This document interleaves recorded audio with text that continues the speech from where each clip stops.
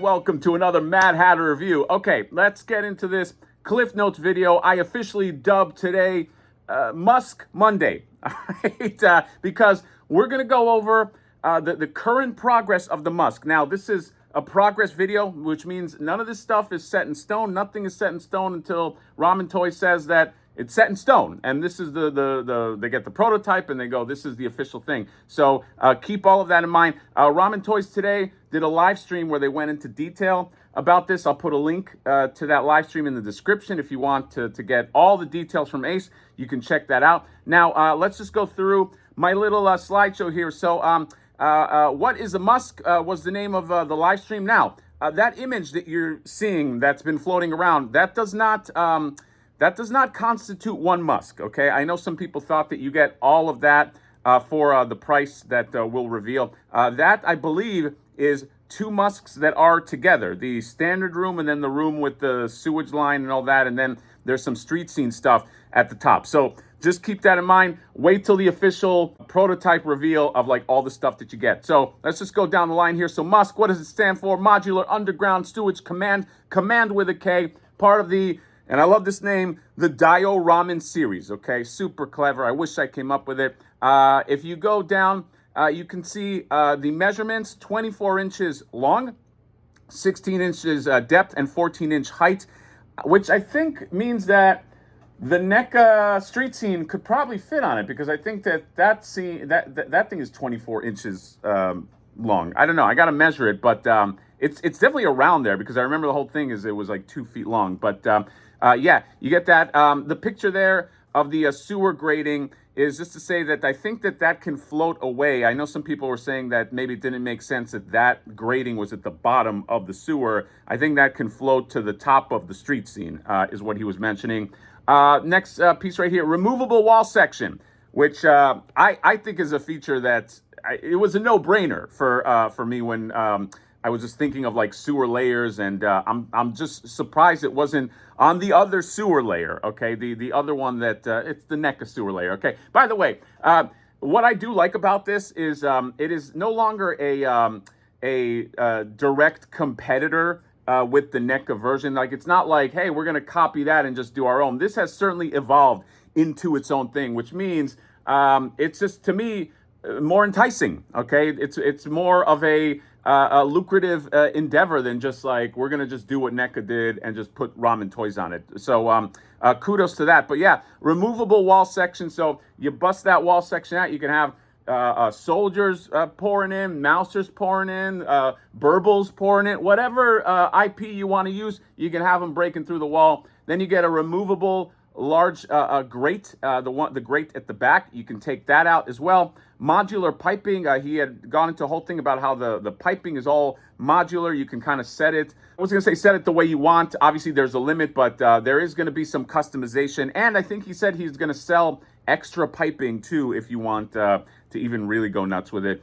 LED light ups via magnetic activation. Love this. You can have LEDs in the back, light up your whole diorama as so, which, again, it's one of those like, why was this not included in other sewers? Okay, LED light ups. I mean, that's what you want. You want to light that thing up. Okay, but you can do that.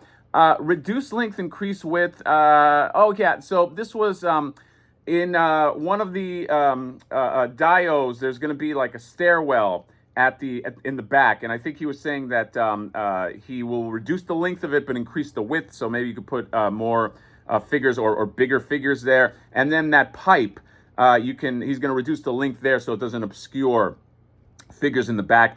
This was interesting. Silicone base layer, so you can have kind of like a river of sewage, but it's going to be like a silicone piece that you can pull away and float and slap on there. And I think he was talking about he's going to create some kind of like liquid, or not real liquid, but you know, the facade of liquid in there, which will be really interesting.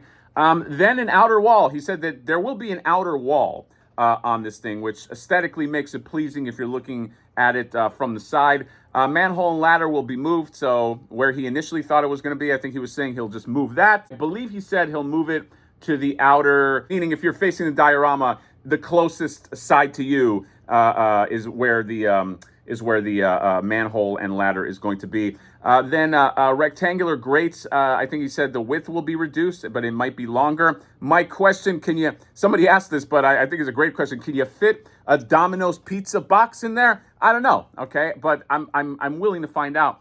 Electrical trunking is going to be rearranged in a more linear fashion. LED lights up via magnetic activation. Stairway will be positionable. I like that. You can float it away. Grate is also positionable. I like a nice grate. LEDs light up via magnetic activation. Then he went to a whole thing about like the streets and different things you can put on there, like a door, fire escape. I think it comes with a fire hydrant too. Now, some of the pictures in here represent like three. I think this one right here is 3 MUSKs side to side. So just keep that in mind, okay?